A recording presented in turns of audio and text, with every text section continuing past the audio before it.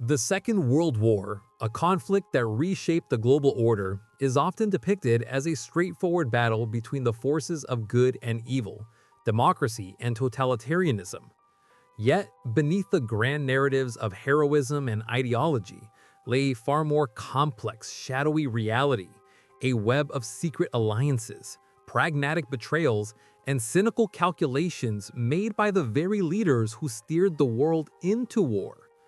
This is the story of the backroom deals, the forgotten pacts, and the personal treacheries that defined the conflict, revealing that the Allies were rarely united and the Axis was built on sand. Part 1. The Devil's Pact, the Molotov-Ribbentrop Agreement. The most shocking and immediate betrayal that set the stage for war was not a move against an enemy, but a cynical agreement between ideological arch-rivals, Nazi Germany and the Soviet Union. On August 23, 1939, just weeks before German tanks rolled into Poland, the world was stunned by the signing of the Treaty of Non-Aggression between Germany and the Union of Soviet Socialist Republics, popularly known as the Molotov-Ribbentrop Pact. Superficially, it was a guarantee that the two powers would not attack each other, but the true, secret core of the pact, its betrayal of international norms and principles, lay in a confidential supplementary protocol. This protocol delineated the spheres of influence for the two totalitarian powers across Eastern Europe. Finland, Estonia, Latvia, and Eastern Poland were assigned to the Soviet sphere. Lithuania and Western Poland fell to the German sphere. In essence, Hitler and Stalin were not merely avoiding war with each other. They were jointly planning the dismemberment of sovereign nations and the division of the continent. For Hitler, the pact was a strategic masterstroke. It neutralized the risk of a two-front war, allowing him to focus the full might of the Wehrmacht on France and Britain. It bought time and provided crucial resources as the Soviet Union began supplying Germany with oil, grain, and raw materials essential to the war machine. For Stalin, the motivation was equally cold and calculating. The Great Purge had severely weakened the Red Army's officers' corps, and he believed the pact bought in 2 years to rearm and consolidate his power. He correctly predicted that the capitalist powers would exhaust each other in a long war. Yet, in signing the pact, Stalin knowingly sacrificed the Polish people, whom he had historically claimed to champion, and willingly participated in the destruction of the post-World War I European order. The immediate consequence of this alliance was the joint invasion and partition of Poland in September 1939. Soviet forces moved into the east just as German forces completed their Western Blitzkrieg. The most visceral betrayal came soon after, the Soviets' mass execution of Polish officers, intellectuals, and police, the very backbone of Polish society, in the Katyn forest, a crime they would attempt to blame on the Nazis for decades.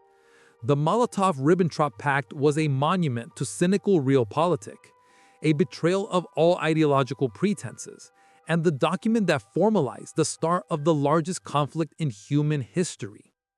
Part 2. The Axis of Inconvenience, Fissures within the Tripartite Pact. The alliance that formed the core of the opposing side, the Axis powers, Germany, Italy, and Japan, was an alliance of profound mutual distrust, strategic misalignment, and competing imperial ambitions. Signed in Berlin in September 1940, the Tripartite Pact committed the signatories to mutual assistance if any one of them were attacked by a power not currently involved in the European or Sino-Japanese wars, a clear reference to the United States. However, the theoretical strength of the Axis was constantly undermined by the individual ambitions and at times open betrayal of its leaders.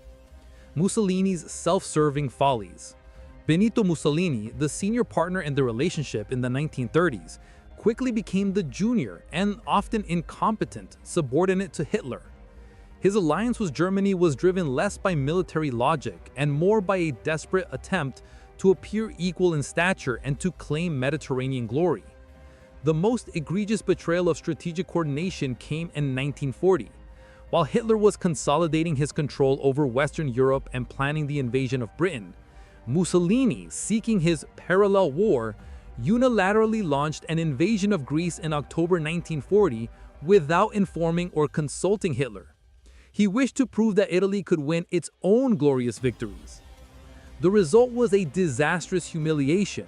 The ill-equipped Italian forces were repulsed and pushed back deep into Albania by the Greek army.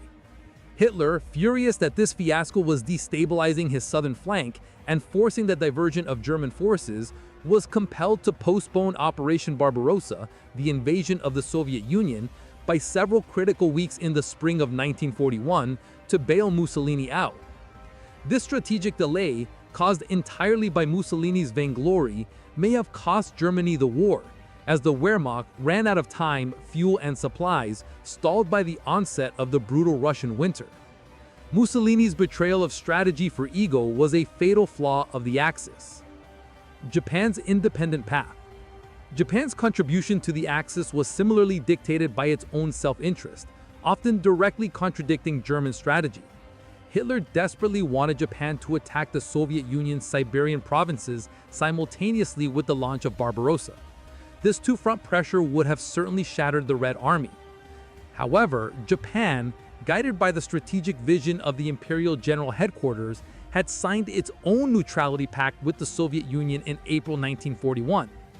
Moreover, the Japanese strategic goal was resource acquisition, oil and rubber in Southeast Asia, which meant attacking American, British, and Dutch colonies, not fighting a grueling land war in Siberia. The greatest betrayal of Axis coordination came at Pearl Harbor.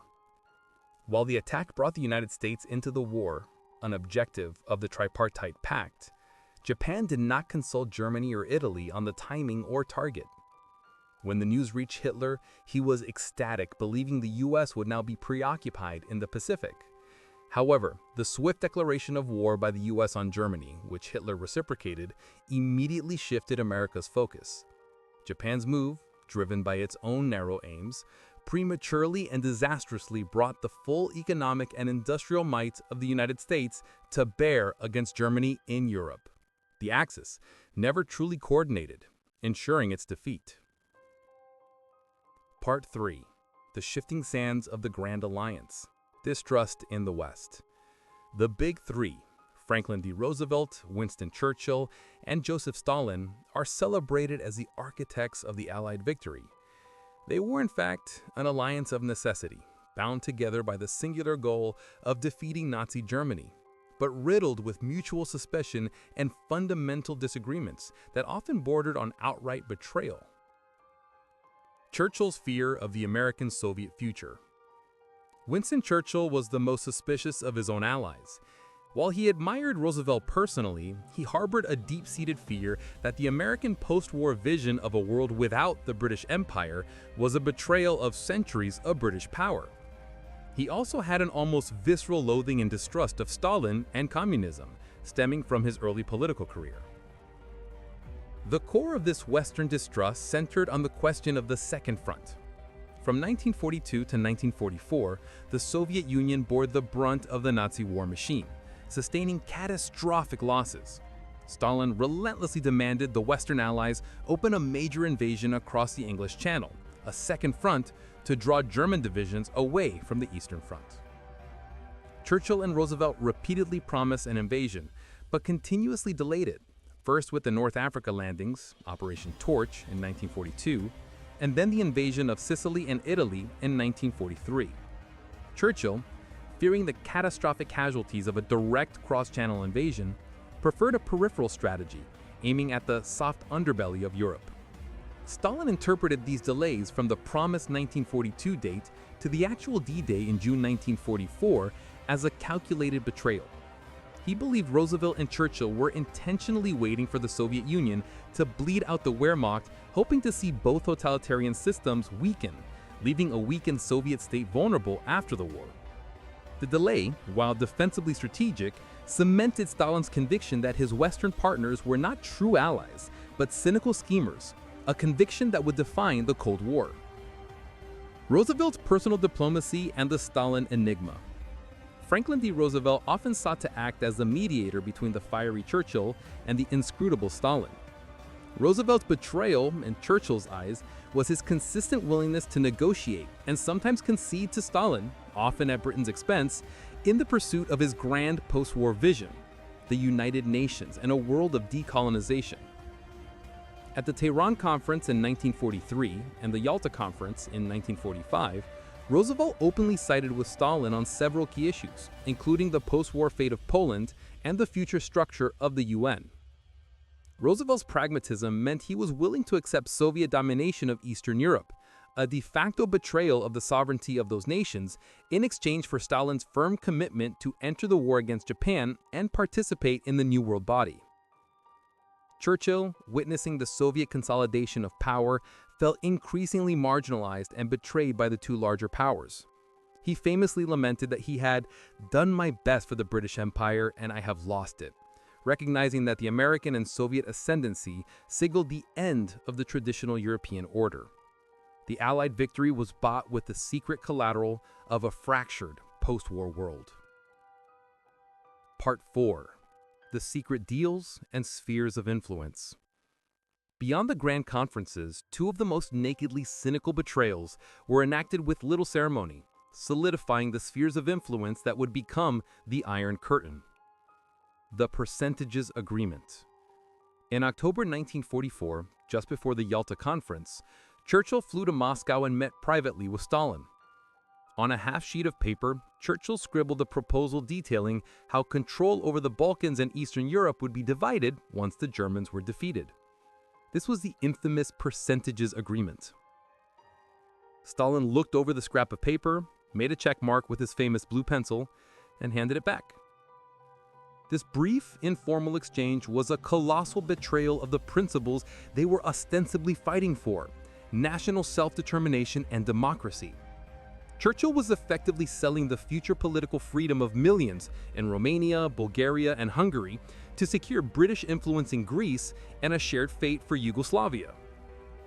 The deal was a return to 19th century power politics, a carving up of nations like property, a betrayal of the Atlantic Charter, and the clearest possible signal that the war was not just about idealism, but about defining the new geopolitical order.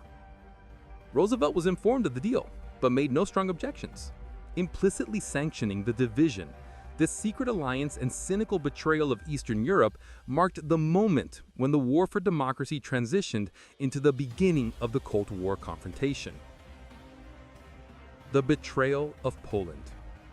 Perhaps the greatest moral betrayal of the war was the fate of Poland.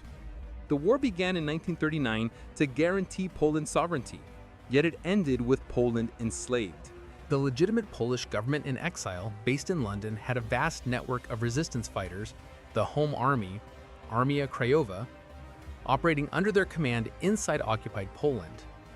In the summer of 1944, as the Soviet Red Army approached Warsaw, the London Poles ordered the Home Army to launch the Warsaw Uprising. The aim was to liberate the capital themselves and greet the advancing Soviets as the sovereign government, thus securing Poland's post-war independence. The uprising began on August 1, 1944, and for 63 days, Polish patriots fought savagely against the superior German forces.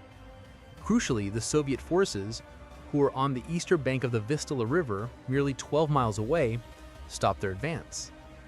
They watched as the German military brutally crushed the uprising, systematically destroying the city and slaughtering the civilian population and the core of the non-communist resistance.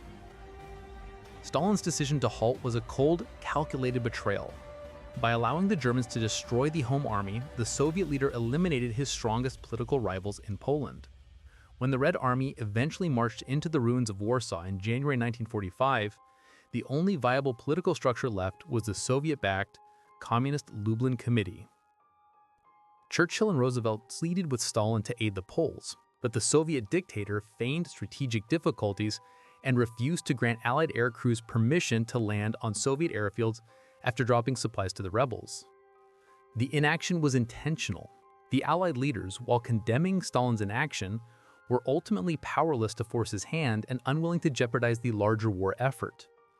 Poland, the cause for which the war was fought, was irrevocably betrayed by its supposed Soviet ally, with the Western Allies forced into the role of helpless spectators. Part 5. The Personal Betrayal. Defections and the Nuclear Secret. The final phase of the war was marked by personal betrayals that had massive geopolitical repercussions, particularly the betrayal of the nuclear secret. The Manhattan Project and Soviet espionage. While the leaders were meeting, negotiating, and forming public alliances, a secret war was being fought in the laboratories of the West. The greatest technological secret of the war was the Manhattan Project, the American-led effort to build the atomic bomb. This project was a tightly guarded secret from the Soviet Union, despite their status as an ally, a secrecy that was itself a form of strategic betrayal of the supposed Grand Alliance. Roosevelt and Churchill agreed to keep Stalin completely in the dark about the bomb. They believed that giving the Soviet Union access to such power would fundamentally destabilize the post-war world in Moscow's favor. However, a network of Soviet spies motivated by ideology or money had deeply penetrated the project. Figures like Klaus Fuchs, a German-born theoretical physicist working at Los Alamos, passed detailed designs and formulas for the implosion-type bomb, the Fat Man, to Soviet intelligence. When President Truman finally informed Stalin about the new weapon of unusual destructive force at the Potsdam Conference in July 1945, Stalin, who was already fully informed by his spies, merely smiled and encouraged Truman to make good use of it against the Japanese. Truman was left with the impression that Stalin had not understood the significance of the weapon, a deliberate deception that was a masterwork of intelligence betrayal. The personal betrayal of the spies ensured that the American monopoly on the atomic bomb would last for only 4 years, not the 2 decades many had predicted. This immediate Soviet possession of nuclear technology, fueled by Western espionage, was the single most important act of betrayal in the war's final phase, leading directly to the escalating arms race and the defining peril of the Cold War. The Betrayal of Ideals, Operation Keelhaul. Following the defeat of Germany, the final, tragic, and deeply controversial act of betrayal involved the fate of anti-Soviet nationals. During the war, many Russians, Ukrainians, and Cossacks, some prisoners of war, others former Soviet citizens who had fought for the Nazis, and many who were simply refugees fleeing Stalin's terror, had fallen into Allied hands. At the Yalta Conference, the Allies and the Soviets agreed on a policy of compulsory repatriation. This meant that all Soviet citizens captured by the Allies had to be forcibly handed over to the Soviet authorities, regardless of their wishes. Operation Keelhaul was the cynical and often brutal execution of this policy. British and American troops forcibly loaded hundreds of thousands of individuals, including soldiers and their families, onto trains and shipped them back to the Soviet Union. Many of those repatriated knew they were facing certain death, imprisonment in the gulags, or execution as traitors. This forced repatriation, a moral betrayal of the Geneva Conventions and humanitarian principles, was driven by a desire to maintain good relations with Stalin, or at least avoid confrontation, in the immediate post-war period. The Allies, who had fought a war for freedom, knowingly delivered hundreds of thousands of people into the hands of the very totalitarian regime they had fought to contain. It was a final, damning act of pragmatic betrayal, an acknowledgement that the ideals of the war were secondary to the grim realities of geopolitical power. The Legacy of the Shadows. The secret alliances and betrayals of World War II leaders reveal a conflict where ideology often took a backseat to expediency, and where alliances were built on shifting sands. From the Molotov-Ribbentrop Pact that ignited the war, to the Axis's catastrophic disunity, to the constant friction and self-interested maneuvers within the Grand Alliance, the war was defined as much by these shadow dealings as by the great battles.